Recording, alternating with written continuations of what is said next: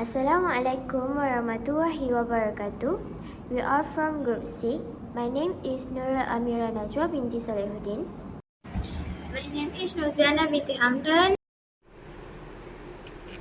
My name is Nurisha Zinda. Assalamualaikum. My name is Nurul Ashkin binti Ma'arif from DPS 3A. So today we are going to present about inflation in Indonesia. In this topic, we will share about the introduction, background of inflation of Indonesia, analyzing current macroeconomic problem, measuring to overcome the macroeconomic problems, and the conclusion. Firstly is introduction. Price increases are known as inflation, which is also known as the gradual loss of buying power. The average price rise of a specific basket of goods and service over a certain time period can be used to determine the pace at which buying power declines. The increase in cost, which is sometimes stated as a percentage, implies that a certain amount of money may now purchase less than it did in previous time. Deflation is the opposite of inflation and happens when price fall and buying power rise.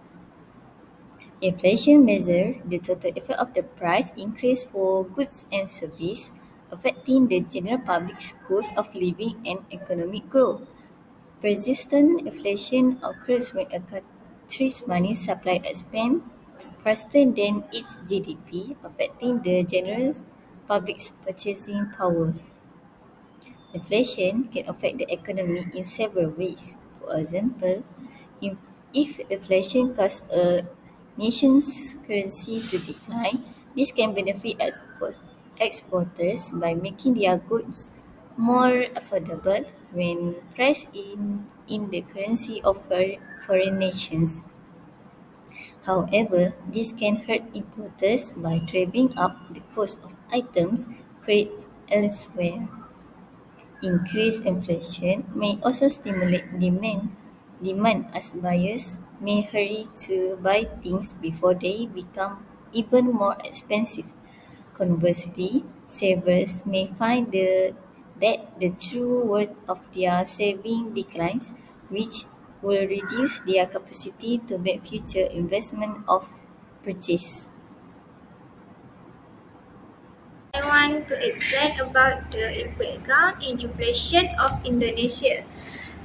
Due to higher inflation in the previous year, Indonesia Statistics Department reported lower than expected inflation in 2023 on Tuesday, January 2. From 2.86% in November to 2.61% in December, in Indonesia inflation rate decreased. The most current number was less than the 2.72% prediction made in a recent Reuters survey. Additionally, core inflation, which eliminates volatile food price and government-controlled price, decreased more than anticipated to 1.8% compared to the polls expected 1.85%. This was the lowest percentage since December 2021. Core inflation for November was 1.87%. Core inflation, according to Amalia Ediniga, the agency's interim head, has decreased to a moderate degree as a result of declining housing, energy, and water price. The rate of inflation month-over-month was 0.41%. The cost of rice continued to be a major factor, contributing 0.53% of overall inflation. The greatest economy in Southeast Asia is seeing a decrease in output, which is linked to the El Nino weather phenomenon. The Indonesian central bank stated at its most recent meeting that inflation is under control. This gives the bank the chance to reorient its effort towards supporting the rupiah stability, particularly in light of growing geopolitical unpredictability. Maybe Indonesia predicted that the nation inflation rate will stay low in 2024 at 3%, falling between 1.5 to 3.5% of PI's projected inflation goal range. Nonetheless, given that the interest rate differential is still at a historically low level, analysis predicted that BI is unlikely to lower interest rates before the United States does. Next is analyzing current microeconomic problems, which is inflation. Inflation in Indonesia is when prices of things go up because of different reasons from both inside and outside the country. Understanding all the different reasons for inflation help us know why it's hard for Indonesia to keep prices stable and make good money plans. There are causes of Indonesia inflation, which is first, demand pull inflation. This situation arises when the overall demand for products and services goes beyond the capacity of supply that is currently available. Over the past few years, Indonesia has witnessed strong economic expansion and a rise in personal incomes, resulting in an upswing in consumer expenditure. Additionally, the government has implemented various measures to stimulate economic growth, thereby intensifying the demand. Consequently, the requirement for products and services has surpassed the ability to produce them, causing price to increase. Second is cost-push inflation. A number of things, such as growing labor costs, supply chain interruption, or rising raw material prices, can lead to a higher production cost. Due to its size and diversity, Indonesia's economy is mostly dependent on imports for some basic commodities. Changes in the price of commodities around the world can have a big effect on production costs and cause cost-push inflation. These cost-push inflationary pressures can also be exacerbated by supply chain interruption brought on by natural catastrophes or geopolitical crises, which can limit the availability of commodities. Third is external shocks. Worldwide supply networks may be disrupted by these occurrences, resulting in a lack of products and services such as geopolitical events or natural disasters pose significant challenge to maintaining price stability in Indonesia. The ensuing disparities between the supply and demand may cause prices to rise. Natural disasters like earthquakes or volcanic eruption, for example, can cause disruption to infrastructure and agricultural production, which can affect the supply of basic necessities and drive up inflation. Next is political stability.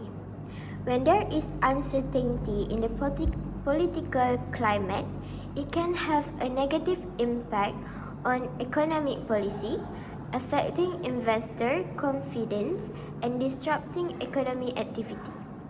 Political insecurity in Indonesia may also affect the successful implementation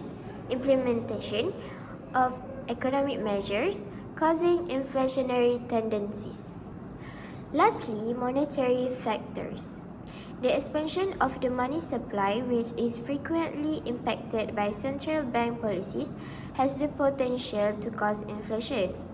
When central banks of Indonesia take actions such as lowering interest rate or implementing quantitative easing, the economy may experience an increase in the flow of money. This money surplus In comparison to the quantity of products and services offered can eventually lead to the price increase. Measure, measure to overcome the macroeconomic problem.